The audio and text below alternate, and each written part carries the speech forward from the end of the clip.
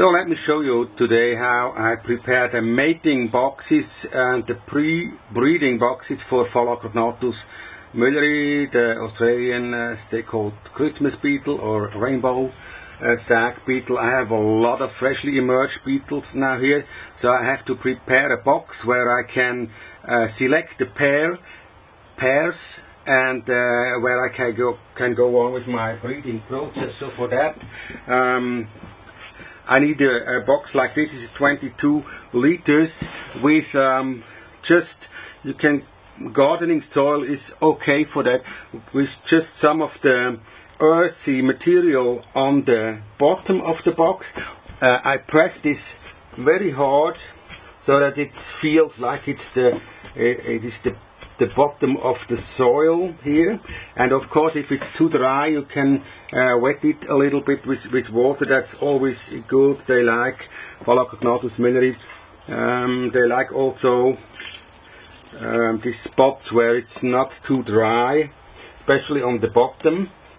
Even if the larvae, it's astonishing how dry the substrate can get without the larvae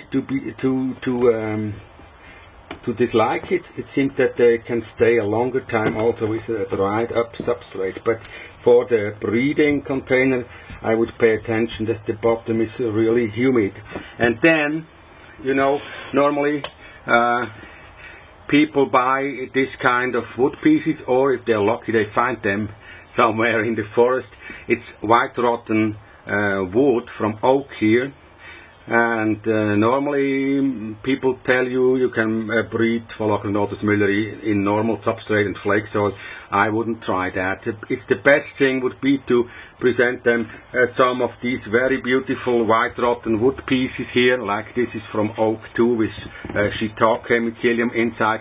But for me this is much too valuable for Phalacrognathus Muelleri, because they can lay their eggs very easily also in kimchi bottles, and that's what I want to show you today, how I do this. And I save my very valuable, beautiful white rotten oak wood for the more rare species that I want to breed, especially the rare leucanid beetles, stag beetles. So I put them away for the rare moments that I have a really beautiful, interesting species that I don't know exactly how to breed, and then you can present them the best you have, so that the chance is the biggest that you have success with it. So I said with kimchi bottles we can do that too. So how does it work? Now let's have a look. Here is one of these kimchi bottles. It's compressed sawdust from beech with the mycelium of Phalacrognathus pulmonarius. It's one of the oyster mushrooms that grows very well on practically every wooden substrate. And what I have to say, this is aged kimchi. It means that the mushroom lives already over 1 year in this bottle, and it means also that it has softened the wooden material to a point that it's like a good rotten wood piece. And then I just cut the top of it away, because here on the top of the bottle there was the inoculum in the form of wheat on mycelium, and on the back now I also, on the bottom of the bottle, I also cut away that piece, because then the females that are digging down in the substrate in search of a wood piece to lay their eggs, they can find the entrance into this bottle, and they make a tunnel through the whole bottle from one side to the other, and then they lay their eggs inside this bottle. So they have an entrance from both sides. If you really want, you can also cut in a little window here on one side of the bottle, so the female has another possibility for an entrance into this kimchi bottle. And sometimes they use it also, but it's not, you don't have to do that 2 times or 3 times for one bottle. Just open a window like that, so the female can go in from this side, or from the top side, and then just put these pieces into the substrate in a way that the females can come from all sides into this bottle. So, and I put around three of these bottles in one box. You see here I have a whole bunch of these beautiful kimchi bottles. It's very hard material. You cannot press it with the hand, so that's the ideal material for the egg-laying process of Phalacrognathus. And if you have, for example, 3 of these kimchi bottles, I present it to the females around like this, so they can go from all sides into the substrate. And then I just fill it up with some of the material from the beetles that had emerged from this is the old kimchi material, and just cover it like this. That can be a little loose, so you don't have to cover it and compress it. I think this can be enough for the mating box. If you have already mated Phalacrognathus, then you can fill it up to the top and put in also a little bit more of this kimchi bottles if you have. So, and then for the top you can check the humidity of the substrate. You can put in a little bit more water if you like here, so that it stays pretty humid. What you can, if you have of course white rotten wood pieces like this, you can just put it on the top to animate them to go down to see whether there is some more of this beautiful white rotten wood in the soil. So they like to lay their eggs not on the top laying branches of trees, but on the ones that are a little bit under the surface of the soil. So that's for the surface. And then of course what they also need is something to grip on when they turn over, and they can die pretty quick, especially when they are not yet completely emerged, and then it's a big problem for them to come up to their own feet again when they turn over, and then they try to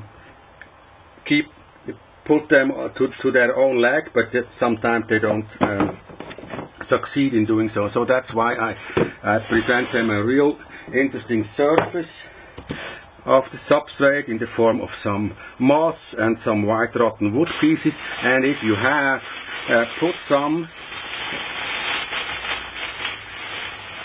leaves on the top of the substrate, it's not only that they can cover beneath them, but it smells good and it gives the idea of an interesting and good and healthy forest soil. That's the idea about that. So, and you can waken it up here, and then of course you have to think what pairs I want to put into this container. For me that is very clear.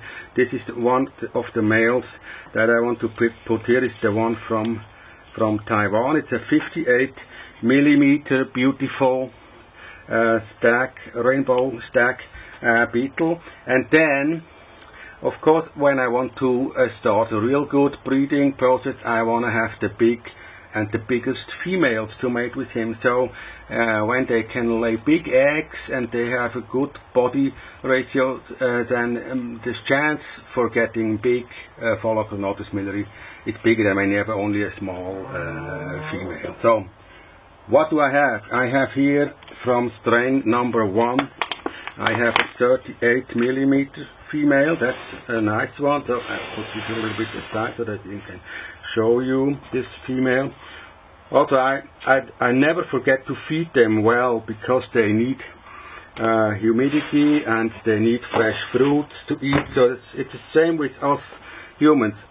This is the girl here, should be the one. I just check the size of it, whether it's really the one. Yeah, it's around 40 millimeters, as you can see here. Yeah. So this is a pretty nice female. I put it into this box with my Taiwanese male. There's another one in here 35 millimeters. I don't need it now, and of course I always try to make a good bookkeeping. That's what I already told you, but sometimes I forget it too, and that's really bad. 40 millimeters female from strain 1. This means strain 1 is my own breed. I have the 3 different strains. So I have this one female from the strain 1, 40 millimeters, and I think I put another one in from strain number 3. This one is only 37 millimeters. Probably I have a bigger one. Oh, this is from strain, another one from strain 1. It's 38 millimeters. So let's have a look. Probably we can put both of this from strain 1 in here. So we have to take it out here. Oh, look, but this one is not yet finished with the emerging process. You see that on this orange spot here. If this is still orange, the beetle is not yet finished with its emerging process, because it's only finished when it's completely black. I can show it to you with another female now. So we leave this lady in here and look for another one. Here's also 39 millimeter from strain 1. Now I have to take it out, and probably I can show you this black spot now. Yeah, look, you see that this one is completely emerged, because that dot here under the head here now it's completely black and also a little bit metallic and shiny. But this is also very nice. She grips to my finger. It's difficult, but to put her back, we have to present her probably some watermelon, so that she's give her some arguments to not taking my finger. So that's her. Okay. And you see it's also quite active. She's running around, and she is 40 millimeters too, huh? And I will put her into my box too. So I have here 2 females of strain 1 with the male from Taiwan. I suppose are 40 millimeters from strain 1. So that's about it. So after you put in some fresh fruit, don't forget to present them some beetle jelly too, because beetle jellies, they stay a little bit longer in the breeding box, and they can go there to eat. There's also some protein in there. Some say that's nice and good for the beetles. And that's it. The male is already here active on the top. He's not digging down, so it means that he's already in the mood for love with these 2 ladies. But the ladies, of course, they are very shy, go down into the substrate. As a lot of stag beetles, they don't like the sunlight too much, because they are used to come out when at dawn or in the night. So, and then we cover it with a normal plastic cover. It should, of course, have some holes in it, but they don't need a lot of air space in this container, because mostly if they find each other, males and females, they stay on the place, they mate there, they eat on the fruit. The ladies, they dig down, and the male is waiting there till they come up again, and then he mates again.